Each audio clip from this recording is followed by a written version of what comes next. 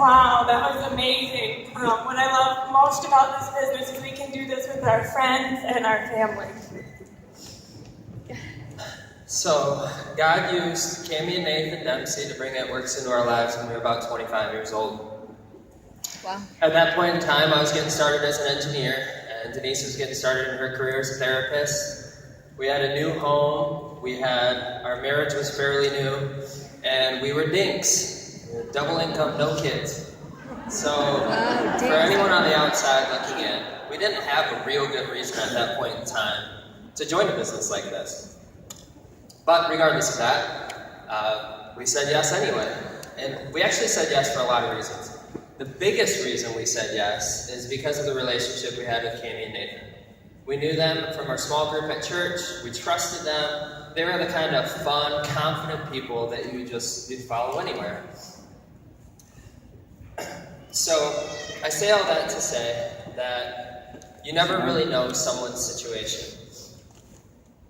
And I was at my job, I was already bored. I was working 60 to 80 hours a week.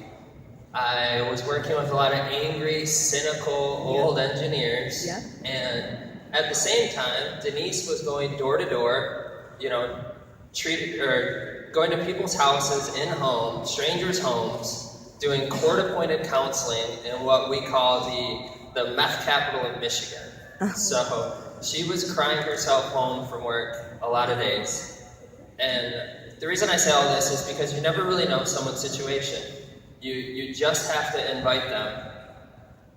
And if it wasn't for that invite that we got from Cammie and Nathan, we could have easily let our $100K a year comfortable life keep us from $100K a month, from our dream home, from endless of hours with our kids, to 6 weeks in Australia, to, and not to mention the tens of thousands of other teammates that we have who are having success too.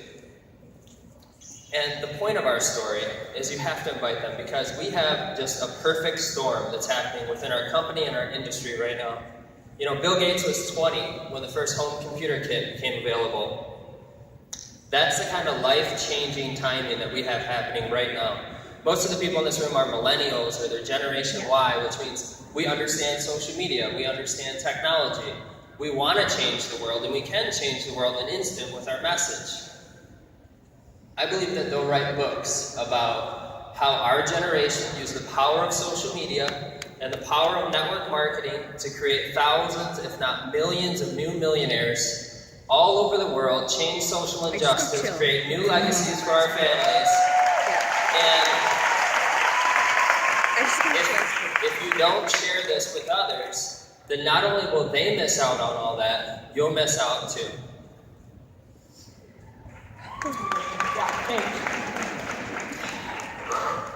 Wow, as Brandon mentioned, we didn't know much about network marketing when we first got started, but we did know that we had a choice to make.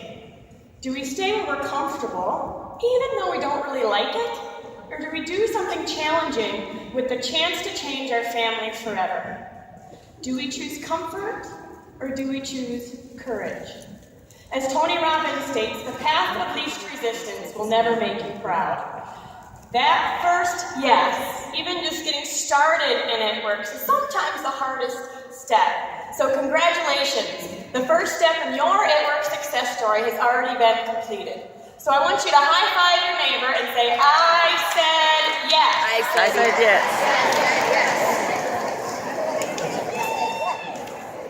Now what's interesting is that often right after we say yes, the next word we say is no. No. It's that, oh crap, what did I get myself into feeling. Yep. Fear takes over, life and family stress creep in. When asked if we can host our party, no, I don't got time for that. When asked if we can post on Facebook, no, what do I say? When asked if we can message someone, heck no.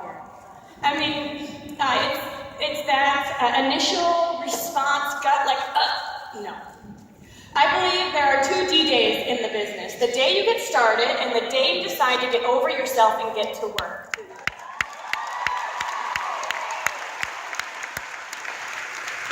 And for me, these are 2 different days. Because when I got started, I would consider myself a wallflower. I came to a lot of events, I showed up, probably because Cammie said, "Are you coming?" And I was like, I guess so. I came, I participated, but I never really had any events of my own. So when my new distributor from Philadelphia called and told me that she booked an expo in her first month and she wanted me to come help, my initial gut response was, no. I mean, really, let's be honest, it would have been easy to say, "Oh, I'm busy that weekend," and coach her from the couch. In fact, you guys, it's always easier to say no. No to blitzing, no to follow-up, no to parties, no to going to a one team, one mission, no to putting on your own one team, one mission. In fact, it's easier to go to your JOB even if you don't like it because it is comfortable. Yep. So I knew if I wanted to experience success in this business, I had to start saying yes. So I took a deep breath. I thought of my favorite Timothy verse. The Lord didn't give me a spirit of fear, but of power, love, and a sound mind, and I said yes.